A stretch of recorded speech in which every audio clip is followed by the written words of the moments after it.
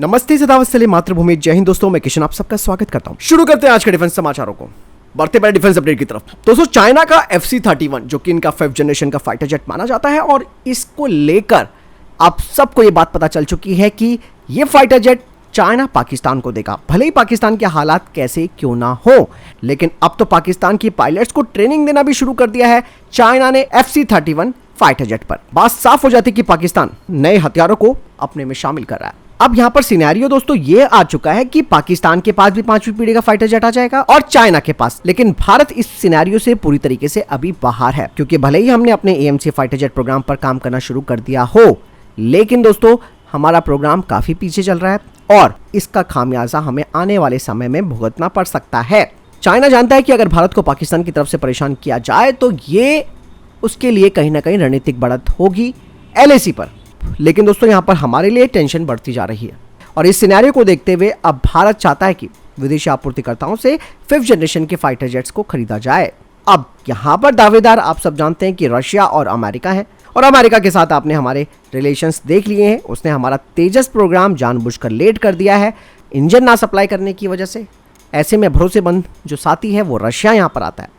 अब रशिया का जो 5वीं पीढ़ी का फाइटर जेट है Su-57M, जिसकी पेशकश उसने हमें की है, ये भारत के लिए एक अच्छा विकल्प जरूर हो सकता है। लेकिन जियोपॉलिटिकल तनाव अगर आप देखें और साथ ही साथ जो सैंक्शन लगे हैं रशिया के ऊपर, अगर वो भी आप देखें तो हमारे लिए Su-57M भी खरीदना मुश्किल हो जाएगा, क्योंकि हम रशिया को पेमेंट नहीं कर पाएंगे। यानी कि अब पूरी गेंद कहीं ना कहीं अमेरिका के पाले में भी आ चुकी है। अमेरिका F-35A की पेशकश अगर करता है, लेकिन मैंने आपको हमेशा से डिफेंस अपडेट में बताया कि वो अपने F-35A की पेशकश करेगा भी नहीं, क्योंकि S-400 हमारे पास है। लेकिन दोस्तों अगर हम रशिया से भी फाइटर जेट नहीं खरीद सकते Su-57, तो अमेरिका से हमें मजबूरी में F-35 को खरीदना पड़ सकता है। लेकिन टेंशन तो वही है कि अमेरिका जैसा चाहेगा हमें वैसा करना पड़ेगा। वो बोलेगा कि आप अपने S-400 एयर डिफेंस सिस्टम को पूरी तरीके से डिसमेंटल कर दो, इनकी आपको जरूरत ही नहीं पड़ेगी क्योंकि आपके पास F-35 आ जाएगा।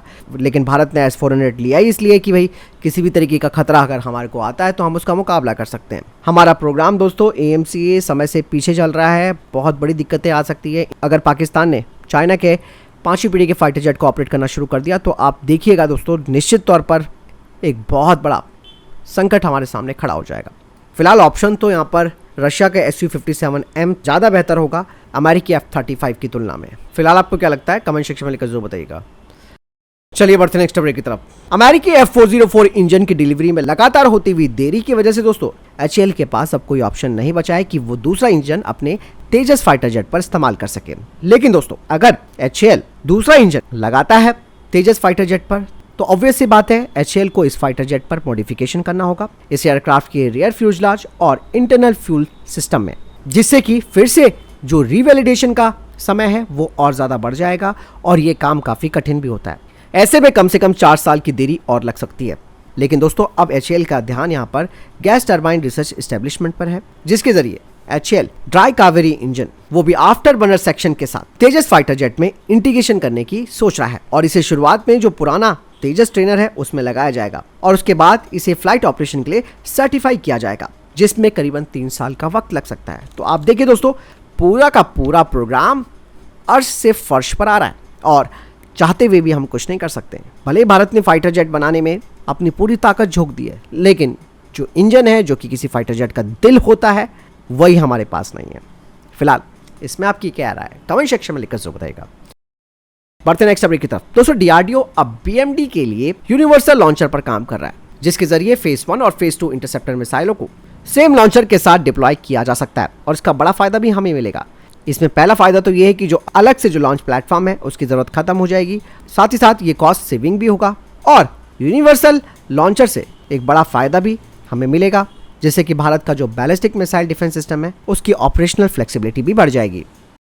चलिए बढ़ते हैं नेक्स्ट अपडेट की तरफ। दोस्तों भारत की private sector company new space research technologies ने हाल ही में कुछ पिक्चर्स रिलीज की हैं अपने आने वाले हाइब्रिड UAV की, और ये जो UAV होगा वो एयर लॉन्च मिनी लॉइटिंग म्यूनिशंस को ड्रॉप कर सकता है और इसके लिए ये हेक्साकॉप्टर प्लेटफॉर्म का इस्तेमाल करेगा, जिसका इस्तेमाल रिकॉनेसेंस, टारगेट एक्विजिशन और डिलीवरी ऑफ पेलोड के लिए किया जाएगा।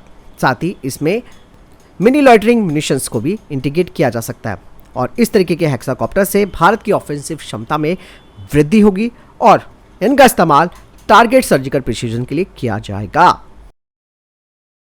चलिए बढ़ते हैं नेक्स्ट अपडेट की तरफ। दोस्तों भारत ने वियतनाम को $300 मिलियन के लोन का ऑफर किया है, जिसके तहत उनकी जो मैरिटाइम सिक्योरिटी है उसे बढ़ाया जा सके। आपको बता दें कि दोनों अब cyber security, submarine search and rescue में कॉर्पोरेशन भी करने वाले हैं। बढ़ते हैं नेक्स्ट अपडेट की तरफ। दोस्तों कुछ खबरें दोस्तों आ रही हैं कि अब ब्राजील भारत की ब्रह्मोस मिसाइल ले सकता है। इसके लिए बाकायदा ब्राजील का एक हाई लेवल डेलीगेशन भारत आने वाला है इस महीने। और ये बात दोस्तों ऐसी नहीं है कि हम केवल हवा में बोल रहे हैं। ब्राजील ने अब इस चीज़ को ऑफिशियली कंफर्म तो नहीं किया, लेकिन अब वो तैयार है ब्रह्मोस मिसाइल को लेने के लिए। और ये डेलीगेशन दोस्तों बिल्कुल 1 साल के बाद आ रहा है। दरअसल इससे पहले ब्राजीलियन आर्मी के जो कमांडर है उन्होंने पोखरण फील्ड फायरिंग रेंज से ब्रह्मोस मिसाइल का परीक्षण देखा था 2023 में। इसके अलावा दोस्तों ब्राजील आकाश एयर डिफेंस सिस्टम को भी खरीदने की बात कर रहा है, जिसे भारत ने आर्मेनिया को एक्सपोर्ट किया है 6,000 करोड़ रुपए में। तो चीजें बहुत है दोस्तों, डिफेंस एक्सपोर्ट भारत का बढ़ रहा है। बढ़ते नेक्स्ट अपडेट की तरफ। दोस्तों भारत की टैंक युद्ध क्षमताओं के लिए एक जबरदस्त विकास यानी कि एक जबरदस्त डेवलपमेंट डीआरडीओ की तरफ से किया गया है, खास करके अर्जुन टैंक के लिए। और अर्जुन टैंक के लिए डीआरडीओ ने एक माइक्रो क्लाइमेट सिस्टम सफलतापूर्वक विकसित किया है। और इस अत्याधुनिक तकनीक का उद्देश्य जो चरम मौसम की स्थिति है उसमें काम करने वाले टैंक क्रू के आराम और दक्षता यानी कि एफिशिएंसी और कंफर्ट दोनों को बढ़ाना है। माइक्रो क्लाइमेट सिस्टम को टैंक के क्रू कंपार्टमेंट के अंदर टेम्परेचर और ह्यूमिडिटी को कंट्रोल करने के लिए डिजाइन किया गया है, जो कि क्रू के लिए एक स्थिर और इष्टतम वातावरण प्रदान करता है। और ये भारत के लिए काफी महत्वपूर्ण इसलिए है क्योंकि हमारे जो सशस्त्र बल हैं वो अलग अलग क्लाइमेट कंडीशन में रहते हैं। बढ़ते नेक्स्ट अपडेट की तरफ दोस्तों। स्वायत्त इंडस्ट्रीज ने अपने SMV पेट्रोकॉप्टर को लॉन्च किया है और ये ड्रोन टेक्नोलॉजी में एक महत्वपूर्ण सफलता मानी जा रही है। बता दें कि ये एक अत्याधुनिक अनमैन्ड एरियल व्हीकल है जिसे कई तरीके के एप्लीकेशंस के लिए डिजाइन किया गया है। ये ड्रोन दोस्तों एडवांस निगरानी पेलोड से लैस है, जिसमें कि EOIR और LRF triple sensor camera, RGB day camera और एक मैपिंग पेलोड शामिल है, जो कि इसे सुरक्षा और सर्वेक्षण जैसे उद्योगों के लिए एक जबरदस्त उपकरण बनाता है। बढ़ते नेक्स्ट अपडेट की तरफ। इंडियन आर्मी को 170 ट्रैक्ड आर्मर्ड रिकवरी व्हीकल्स यानी कि ARV की सप्लाई करने की दौड़ में सबसे आगे चल रही है BEML। लेकिन दोस्तों BEML को अपने अर्जुन टैंक प्लेटफॉर्म के लिए इंजन सप्लाई में चल रही चुनौतियों के कारण कई बाधाओं का सामना करना पड़ रहा है। भारतीय सेना ने पिछले साल मैदानी इलाकों, रेगिस्तानों, पहाड़ों और उच्च ऊंचाई सहित विभिन्न इलाकों में ऑपरेशन करने के लिए ARV की मांग करते हुए एक रिक्वेस्ट फॉर इंफॉर्मेशन जारी किया था। BEML ने शुरू में अर्जुन टैंक चेसिस पर आधारित अपने ARRV की पेशकश की थी। हालांकि Arjun mark 1 main battle tank के लिए MTU इंजन पर कंपनी की निर्भरता ने इस पूरे प्रोजेक्ट पर ग्रहण लगा दिया है। MTU इंजन की आपूर्ति में जो प्रॉब्लम आई है उससे BEML का जो ARRV प्रोग्राम है वो देरी से चल रहा है। हालांकि ये एक टेंशन की बात जरूर है, लेकिन इससे भारत की जो स्वदेशी कंपनियां हैं प्राइवेट सेक्टर की, खासकर की जिसमें कि कल्याणी समूह, महिंद्रा, टाटा और L&T है, इनके लिए रास्ता खुल चुका है। हालांकि यहाँ पर BEML का जो मैसूर कॉम्प्लेक्स है वो 1500 हॉर्स पावर के इंजन को विकसित कर रहा है, जो कि डैट-10 1500 हॉर्स पावर के नाम से जाना जाता है। और ये इंजन दोस्तों अर्जुन मार्क 1A और ARRV दोनों पर MTU इंजनों को बदलने के लिए है, लेकिन अभी प्रोडक्शन के लिए इस पर टाइम लगेगा। नेक्स्ट अपडेट की तरफ दोस्तों। गृह मंत्रालय ने सशस्त्र सीमा बल यानी कि SSB के महानिदेशक DG दलजीत सिंह चौधरी को अगले आदेश तक BSF के महानिदेशक पद का अतिरिक्त भार सौंप दिया है। ये कदम BSF के DG नितिन अग्रवाल को उनके राज्य कैडर में वापस भेजे जाने के एक दिन के बाद उठाया गया है। 1990 बैच के IPS अधिकारी दलजीत सिंह ने इस साल जनवरी में SSB महानिदेशक के तौर पर पदभार संभाला था। दरअसल दोस्तों केंद्र सरकार ने BSF के महानिदेशक नितिन अग्रवाल और उनके डिप्टी विशेष DG YB खुरानिया को तत्काल प्रभाव से हटा दिया था। अब ये पूरा मामला क्या था दोस्तों, क्यों हटाया गया है? दूसरी एक और बड़ी डेवलपमेंट, डिफेंस डेवलपमेंट जो J&K के अंदर हो रही है वो ये है कि DG BSF और डिप्टी DG जो BSF के हैं उनको सैक कर दिया गया है। सीधे सीधे गवर्नमेंट जो है वो ये सोच रही है कि इफेक्टिवली BSF ने जो है इन्फिल्ट्रेशन को रोकने में कहीं ना कहीं कामयाबी नहीं हासिल की है और उसकी वजह से ये जो है मेजर अटैक्स जो हैं वो हुए हैं।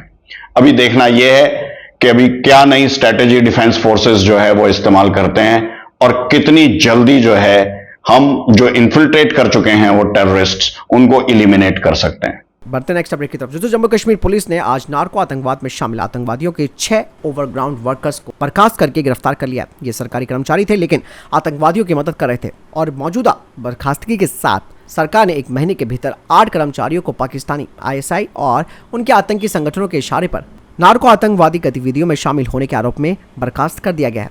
सेवा से बर्खास्त किए गए 6 लोगों में से 2 पुलिसकर्मी हैं।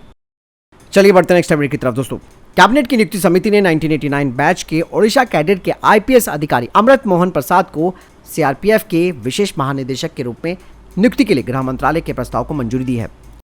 बढ़ते नेक्स्ट अपडेट की तरफ। लेफ्टिनेंट जनरल VPS कौशिक ने भारतीय सेना के एडजुटेंट जनरल का पदभार ग्रहण किया है। भारतीय सेना में एडजुटेंट एक सैन्य नियुक्ति है जो किसी अधिकारी को दी जाती है और एडजुटेंट यूनिट प्रशासन में कमांडिंग अधिकारी की मदद करता है और ज्यादातर सेना यूनिटों में मानव संसाधनों का प्रबंधन करता है। फिलहाल इतने अभी टॉप डिफेंस अपडेट। वीडियो के सामने कोई प्रश्न जवाब आपको कोई सवाल कमेंट सेक्शन में लिखकर जरूर पूछ सकते हैं। वीडियो को लाइक और शेयर जरूर कीजिएगा। जय हिंद, वंदे मातरम।